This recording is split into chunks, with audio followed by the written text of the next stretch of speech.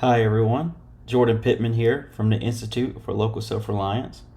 This week, we're rerunning our previous special event called Advancing Affordable Broadband State by State. In this live forum, Chris was joined by Sean Gonzalez and Shayna England to focus on what New York's affordable broadband law includes and what other states may want to consider when crafting similar legislation. Together, they discuss the ripple effects it has created and more. Thanks for listening, and we'll see you next time.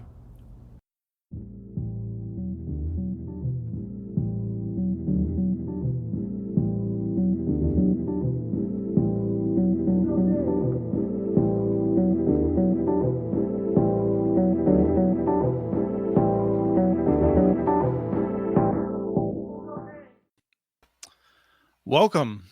This is a first of perhaps a few things that will pop up when I think that they're relevant. I'm Chris Mitchell with the Institute for Local Self-Reliance, and we've got Sean Gonsalves here. How you doing, Sean? Good. Glad to be here. Excellent. This is an event we're calling Consider Affordable Broadband State by State. And it's a little bit of a reaction to something that we think is pretty interesting. We're going to be discussing it. We're going to have Shayna England joining us on stage about halfway through here, encouraging people to leave questions in the chat. We'll be monitoring those. If it's something that we can answer easily, we'll do it probably in the chat, or else Sean or I will respond to it. But we have a pretty simple agenda. We want to do just about 30 minutes to go through some of the key things that are happening with state affordability policies, and particularly this one coming out of New York that some other states are learning from. And we'll be going through this agenda. Sean? All right. Yeah, good. Glad to virtually meet with all of you. So our agenda is pretty lean and nice. So we're going to give you a bit of background. We'll cover a little bit of background on affordable internet access, which, as you all know, is a real challenge in this space. Then we're going to go over some of the initiatives that we're seeing in states. And before we get into a bit about the policy and politics behind addressing these issues in states outside of New York, well, and maybe also including in New York. And as Chris mentioned, we are really hoping that folks have come with some questions because this is meant to be informative. And so we can kind of roll right into the next slide, I think, here and talk a little bit about. Go ahead. And sorry, Sean, I just wanted to say that this is the sort of thing that I feel like it's moving very quickly. That's why we wanted to have this event. And, this is not something that Sean and I have practiced 10 times in front of 4 live audiences. So this is going to be a bit informal, but we have some information that we've tried to really make it concise and what's most relevant. But if we missed anything, we'd love to know about it in the chat. Exactly. No, thank you. Yes, we are definitely winging it in some ways. However, the background we should get into without further ado. And we probably could just begin with the end of the Affordable Connectivity Program, which I'm going to imagine everyone here is familiar with. That program ended last spring when the $14 billion that had been allocated for it in the infrastructure bill ran out of money, and Congress was not moved to renew it. There was a lot of politics around that. There was a lot of advocacy to try to renew it, but it has not been renewed. And from our perspective and the folks that we talk to, both on the Hill and around the country, there doesn't look like there is really any prospect for an ACP 2.0 on the horizon, nor do we think that there will be any significant universal service reform that many folks were hoping to see, because a lot of us thought that if the Universal Service Fund could be reformed, that could be a permanent funding solution for a new ACP program. None of those things seem likely. And so here we are with dealing with this issue on a state-by-state basis. Chris, you want to talk a little bit about the price of internet access? Yes, and we've got a great question in the chat already. Love it. We'll be adding that to the end. But One of the things, this is a judgment call on behalf of Sean, myself, and some of our colleagues in the Community Broadband Networks program. But we would say that many of these programs, ACP, USF, may happen in the future, but it seems very unlikely in the next 2 years or so. So price of internet access is just not a big media issue. And that's one of the reasons we don't think there's going to be a lot of pressure to deal with this. I mean, if you look about, like, everyone's talking about the price of eggs, whether sarcastically or whether because they're going up so much, like, that's in the news, right? Internet access is almost never in the big news. So it is slowly becoming more of an election issue, but it does not seem to be a hot topic that this administration is concerned about. And I don't think the Democrats are going to make it like a big issue as they're in the minority party status. So as we look at what the options are then for what can be done to try to make sure families can afford this essential service, is we look at other utilities. But other utilities often have a monopoly system. That's very different from what we have in internet access. Internet access became competitive in 1996. That matters because if you have a company that has a defined service area and it knows that it is going to be able to get a certain amount of revenue from there and not lose market share, it can be required to offer services at different prices. All the prices might be regulated. Some of the prices might be regulated. There are more tools. We do not have a monopoly system, and it doesn't seem likely that we would head back in that direction. I think there are pros and cons in that that we've discussed on other shows, and we could discuss again. But the reality is that there's just no real plan right now for how we're going to make sure that everyone has high quality access. It's a priority for many of us, but there's no real plan. So we look to New York, and I'm going to kick this off just saying New York had 1.7 million households, almost 1.8 million enrolled in the ACP toward the end there. That works out to $51 million a month at $30 a month. Now, some of the people in New York were living on reservations, and they were eligible to receive $75 a month, or the number is somewhere right around there. And that works out to a total of $612 million per year, just assuming everyone is getting that $30 a month. So that amount, the reason I'm talking about this is because it is just too expensive for a state to pay for, right? I think California was looking at whether or not they could cover that. Illinois looked at it. The amount of money that is needed to just give out $30 a month, it is too great for state budgets to handle. Sean, what else should people know about the Affordable Broadband Act? Well, that has been there is a thing called that. There's a thing called that, and it's actually been around for a few years. It was actually first passed in 2021, and then of course the big ISPs were staunchly opposed to this, and so they fought it out in court. It went all the way up to the U.S. Appellate Court, and the U.S. Appellate Court said, nope, New York, this law is constitutional. You can run with it. Sorry, big ISPs, but you're going to have to deal with it. And the major ISPs tried to petition the Supreme Court to get them to intervene.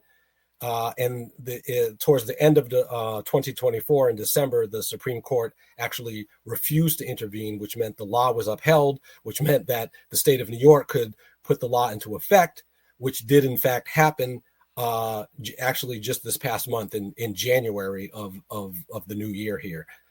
We should note, though, that one of the cable television associations that representing like the bigger ISPs has recently asked to the Supreme Court to reconsider their not reconsidering the decision. So they want them to go back, and it's like, are you sure you really want to not intervene? And you know, we're no legal experts or prognosticators. I mean, I don't want to say that historical precedent is necessarily any guide, but certainly if you look at history, there aren't a lot of examples of a Supreme Court declining to intervene in a case and then a few months later going, you know what, I guess we will, but we shall see.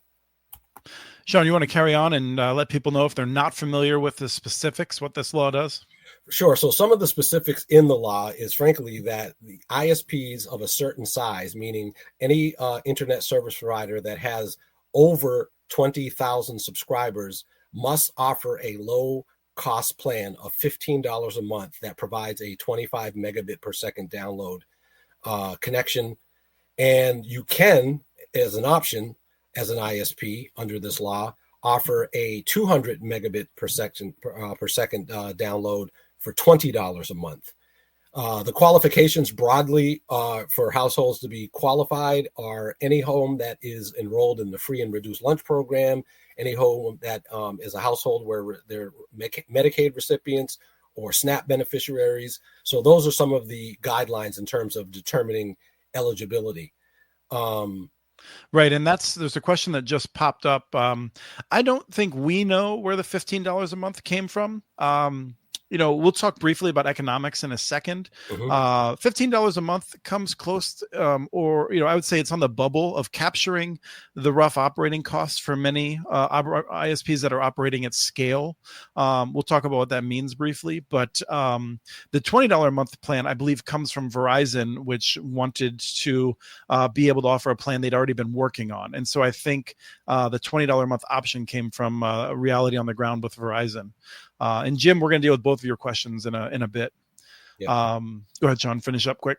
Yeah, just a couple of other minor, but I think important considerations that are in the Affordable Broadband Act in New York and are worth thinking about, of course, in other states if they're thinking of similar legislation, which is that these plans must be advertised and not hidden. How well that's being complied with at the moment I do not know the answer to that question. But if they're anything like their broadband nutrition labels, it's probably hard information to find.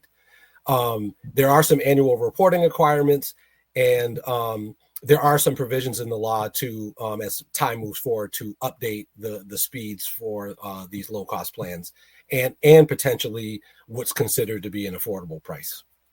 Right. And so we would expect, I think, that 25 megabit downstream to be changed soon by the Public Service Commission or the Department of Public Service. I forget which has the requirement to look at that periodically. So these things will be moved around a little bit. The increase is limited as to how much the price could be increased. So it would not be a significant increase in the prices that are charged. So as Sean was saying earlier, there are exemptions. ISPs with fewer than 20,000 subscribers can request an exemption. Some have requested that. And then we included a couple other bullets here. There's a link in the chat if you'd like to download this and be able to click through.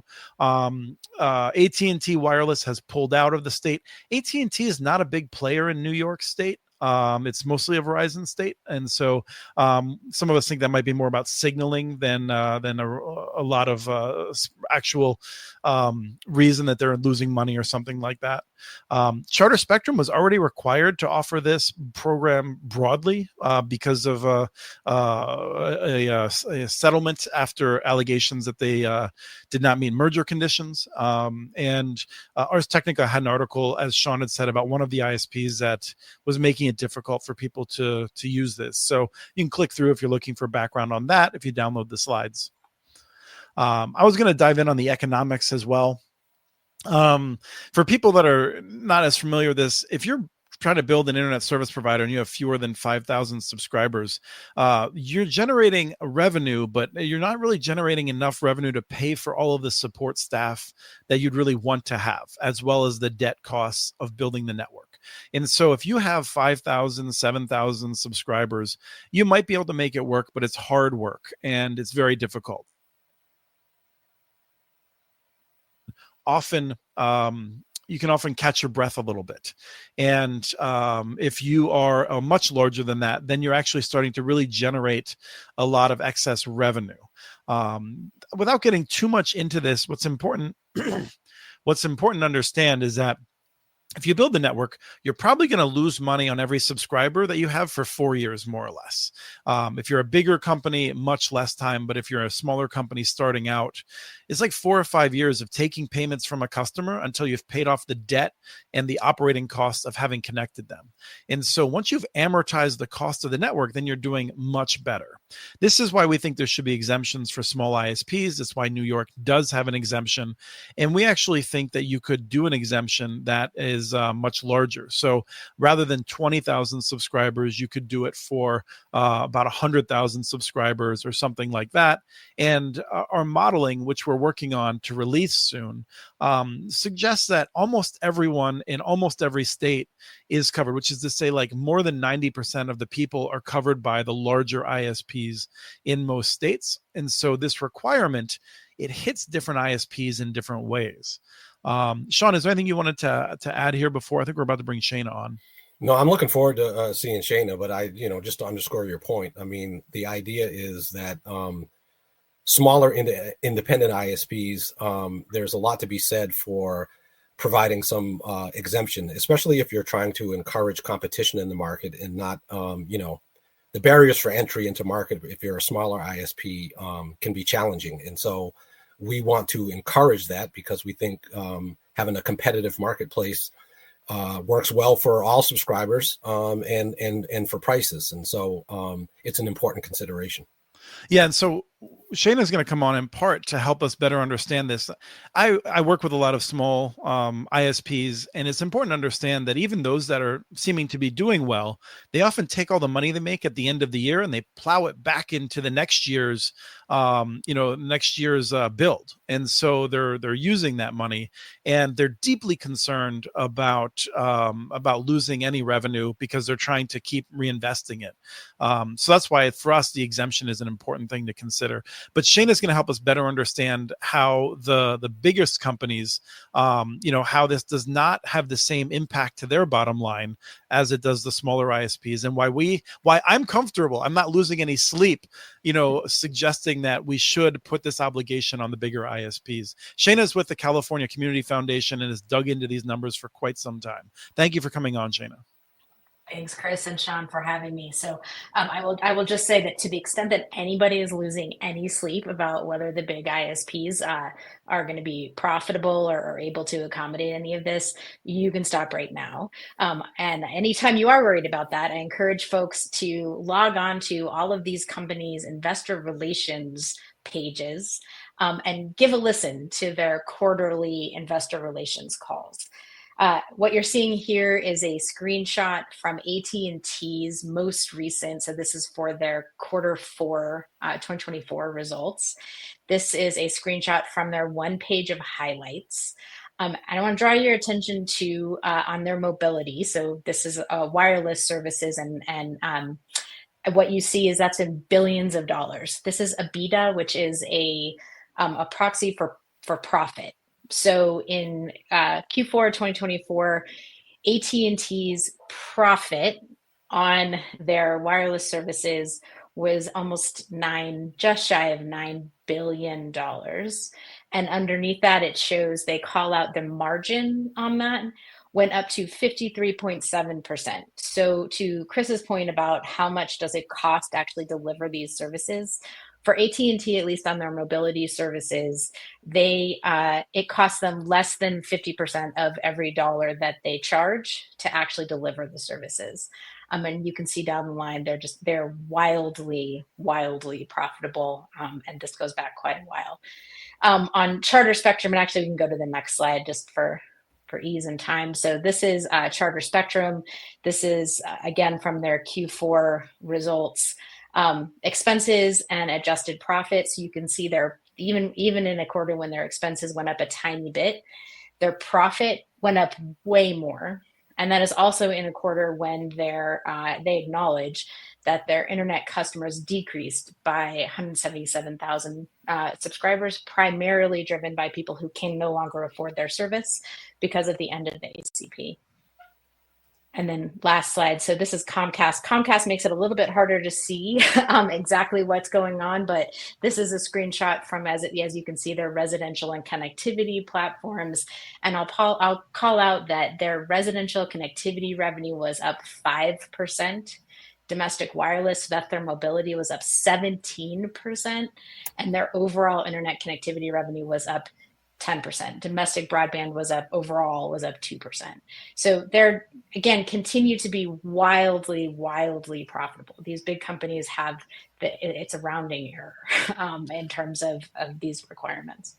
Yeah, there's such a great capacity for these companies to add new subscribers without really increasing their costs, in part because they've built out their networks. Now they're reinvesting, and I think a lot of us would like to see more reinvestment more quickly. But nonetheless, they are reinvesting, but they throw off so much money that the idea that being able to or being required to offer a low cost plan is going to somehow really hurt them. It's not really something that would have a significant impact on them, whereas it changes the lives of a household to be able to have internet access, to make sure their kids have education opportunities, that they have more economic opportunity.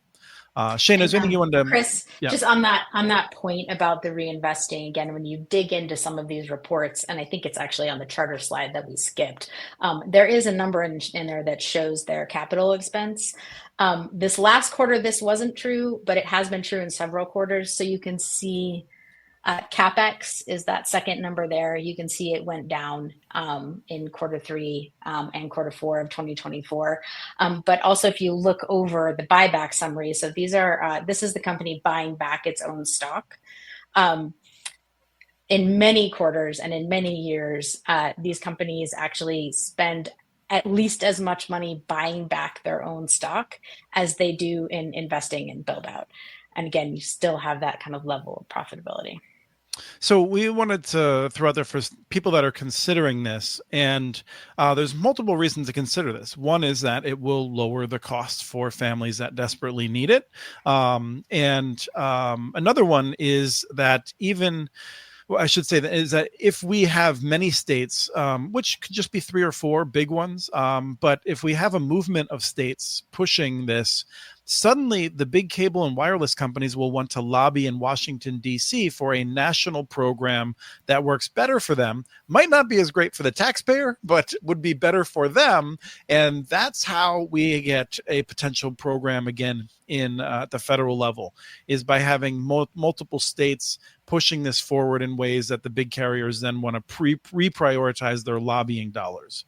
Now, I did want to note that this, I want to be honest about this, in that it is one thing to be a part of the Affordable Connectivity Program where you do some reporting and you get a check back. It is a different thing when you're going through collections. And so these companies, it is not nothing to require them to do a $15 a month plan. But once again, we think that the balance is worth it if this is our only way to try to make sure millions of families can better afford decent connectivity. So we're going to talk about, just very quickly as we go into the questions to wrap up, please add any more questions to the chat. We'll get to those. But Sean, what's going on in your own Massachusetts?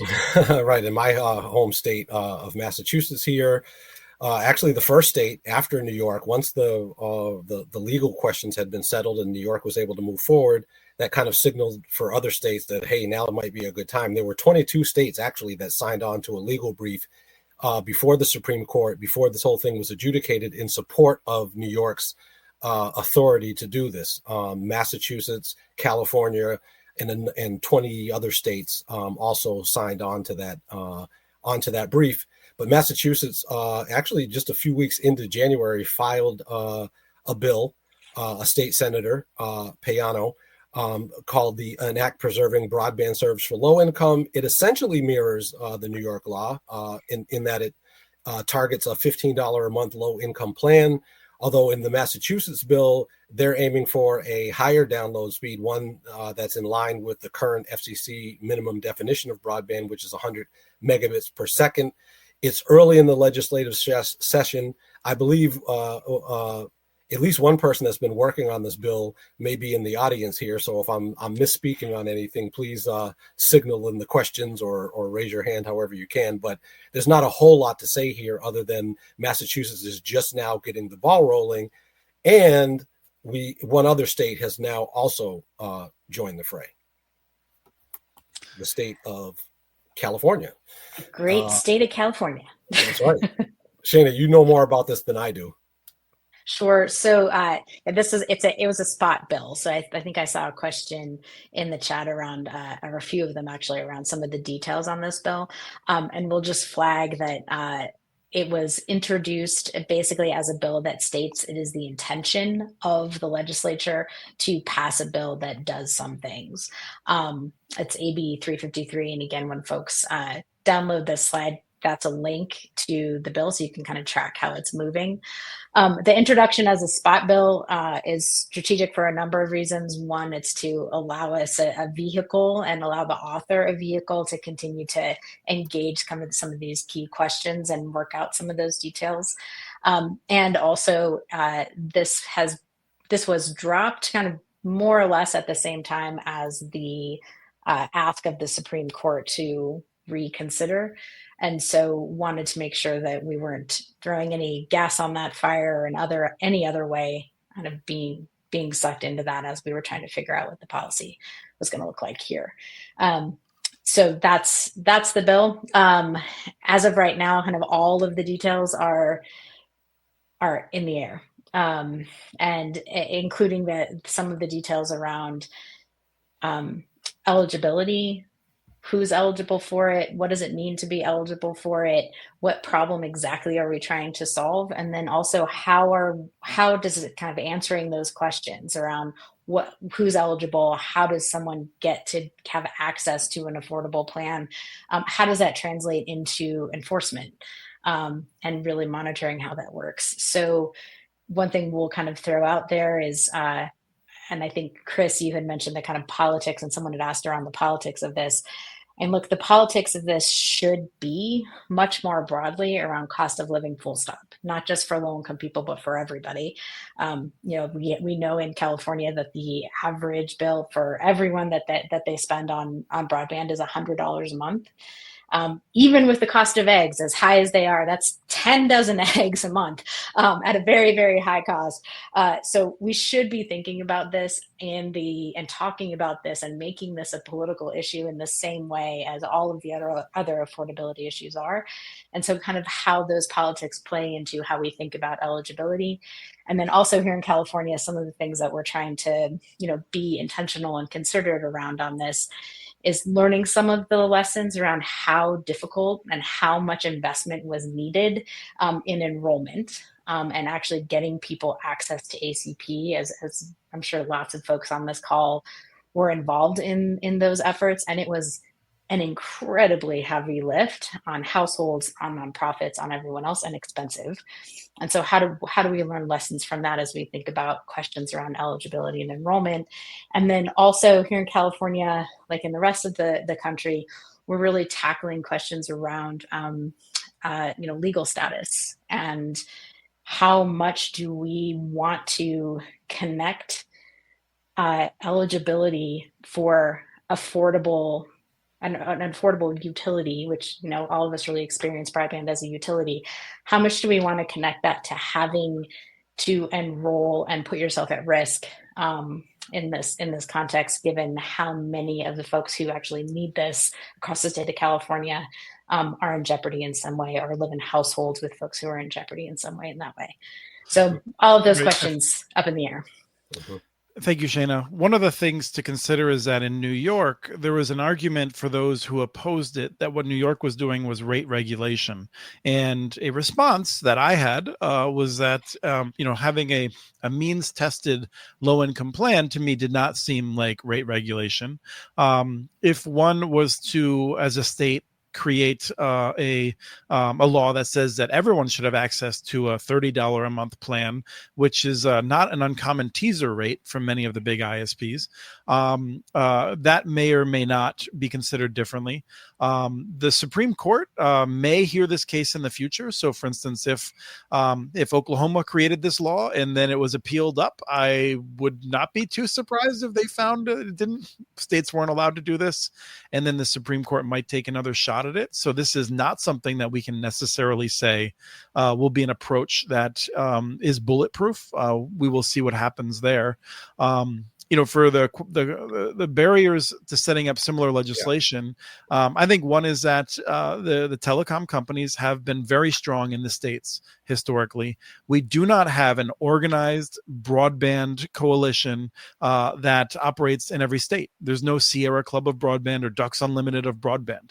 And so that is something that I suspect will come in time. But as of right now, politically, this movement does not have a lot of firepower to go back and respond.